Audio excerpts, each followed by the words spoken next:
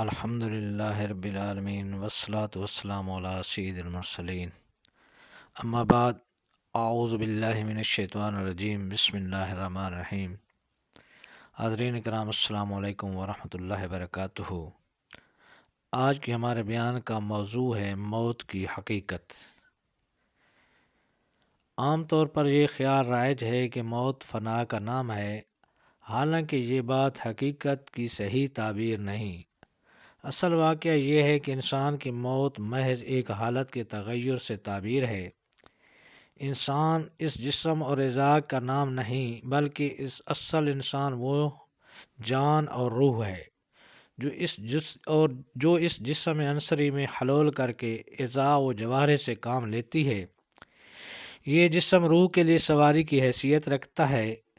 جب اس سواری کا سوار یعنی روح اور جان جسم سے جدا ہو جاتی ہے تو یہ سواری یعنی بدن بیکار ہو جاتا ہے، اور اسے اب لاش کے لفظ سے تعبیر کرتے ہیں، جو لا شیء یعنی کچھ نہیں کا مخفف ہے۔ دیکھیے یہاں بدن پورا موجود ہے، ہاتھ، پیر، کان، ناک وغیرہ سارے اعضاء صحیح سالم ہیں، مگر جب جان نکل گئی تو کہا جاتا ہے کہ آدمی چلا گیا، اس لیے کہ روح چلی گئی اور جان اپنی جگہ سے منتقل ہو گئی۔ اگر اسی بدن کا نام انسان ہوتا تو بدن کے رہتے ہوئے کبھی یہ نہ کہا جاتا کہ آدمی چلا گیا اور فلاں کا انتقال ہو گیا۔ بہرحال موت کا ایک ظاہری اثر تو یہ سامنے آتا ہے کہ انسان کا بدن کامل طریقہ پر اپاہج ہو جاتا ہے اور روح کی حکمرانی اور تسلط سے آزاد ہو جاتا ہے، جبکہ روح کے اعتبار سے اس پر دو طرح کے تغیرات مرتب ہوتے ہیں۔ نمبر ایک، اول یہ کہ روح سے اس کا مجوزہ بدن اور اعضاء، اسی طرح اس کے گھر والے اور رشتہ دار اور اس کا مال و دولت سب چھین لیا جاتا ہے، جس سے فطری طور پر روح کو تکلیف ہوتی ہے، بلکہ جس روح کو ان دنیوی مشاغل سے جتنا زیادہ انس اور تعلق ہوتا ہے اور آخرت سے غفلت ہوتی ہے، اتنا ہی اس روح کو انتقال سے اذیت کا احساس ہوتا ہے۔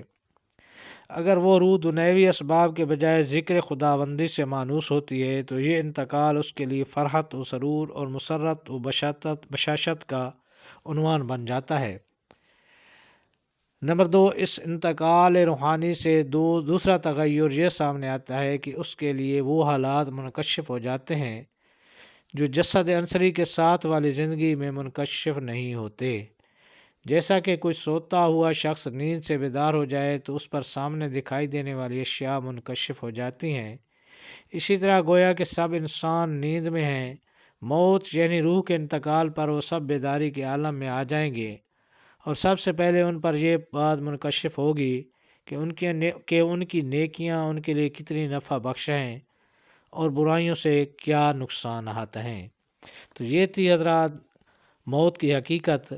اللہ تعالیٰ ہم سب کو نیک اعمال کرنے کی توفیق عطا فرمائے۔ اگر آپ کو ہمارا یہ بیان پسند آیا ہو تو براہ مہربانی اس چینل کو سبسکرائب کر دیں اور بیل آئیکن کا بٹن دبا دیں تاکہ آپ تک ایسی دینی معلومات پہنچتی رہیں۔